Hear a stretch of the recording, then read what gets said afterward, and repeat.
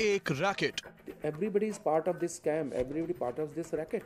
एक खुलासा, जो लोग इनको पैसा दे रहे हैं, जो हमारी फिल्म इंडस्ट्री के प्रोड्यूसर्स हैं, एक सवाल, चंद पाकिस्तानी आर्टिस्ट जो यहाँ पे करोड़ों में पैसा कमा रहे हैं, उनको बार बार वीजा कैसे मिलता है? ये सब बयान सुनने के बाद आपको पता चल ही गया होगा कि कुछ दिन पहले तक बॉलीवुड की जो म्यूजिक इंडस्ट्री सरहद के उस पार रहने वाले टैलेंट के लिए अमन की आशा के पैगाम का गुणगान करते नहीं थकती थी, उसमें अब फूट पड़ चुकी है। दोस्ती का हाथ वो लोग कभी नहीं बढ़ाते। अमन की आशा यहीं पे होती है, वहां पे नहीं होती। जी हाँ, पाकिस्तानी गायक राहत फतेह अली खान के पास से एयरपोर्ट पर अनडिक्लेयर्ड डॉलर्स मिलने के मामले के बाद से अब इंडिया में ही म्यूजिक इंडस्ट्री के लोगों के बीच आरोपों का दौर शुरू हो चुका है और इसकी शुरुआत किसी और ने नहीं, खुद सालों से फिल्मों में अपनी आवाज दे रहे सिंगर अभिजीत ने की है। जरा सुनिए अभिजीत का क्या कहना है इस पूरे मामले पर।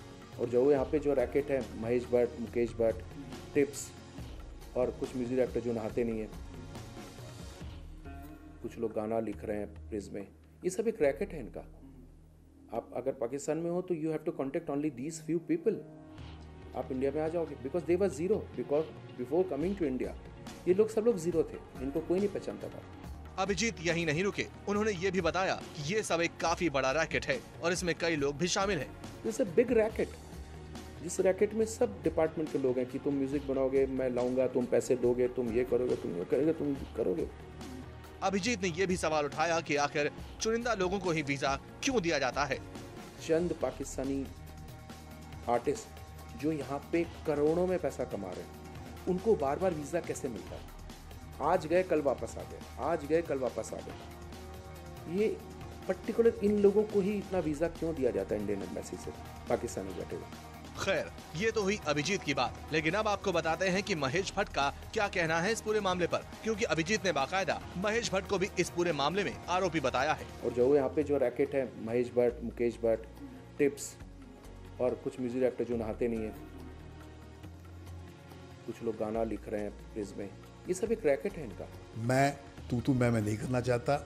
मैंने जैसे कहा कि उनकी पॉलिटिकल कंपल्शन है, वो एक पॉलिटिकल आइडियोलॉजी को बिलोंग करते हैं और ये अवसर है क्योंकि राहत पकड़े गए हैं कैश लेकर दिल्ली एयरपोर्ट पे, तो जाहिर है वो अपने हिस्से की धूप चाहते हैं। महेश भट्ट यहीं चुप नहीं हुए और उन्होंने भी अभिजीत पर अपने शब्दों से कई पलटवार किए। मैं गांधी की सोच को अभिजीत की सोच से बड़ा मानता हूँ। मैं गांधी की सोच पे अपना सब कुछ निछावर करने के तैयार हूँ और अगर ये करना जुर्म है तो मैं वो जुर्म के लिए जिम्मेदार हूँ। तो कम से कम बॉलीवुड की इस बयानबाजी से ये तो साफ हो ही गया कि दाल में कुछ काला जरूर है और कहीं ना कहीं म्यूजिक इंडस्ट्री के काम करने के तरीके पर भी सवाल उठने लगे हैं। उनको लगता है कि एक झूठ 10 बार बोलने से वो सच हो जाएगा, वो सच नहीं होगा। ये उनकी क्या मजबूरी है मैं समझ रहा हूँ, उनका दिल जानता है सच क्या है।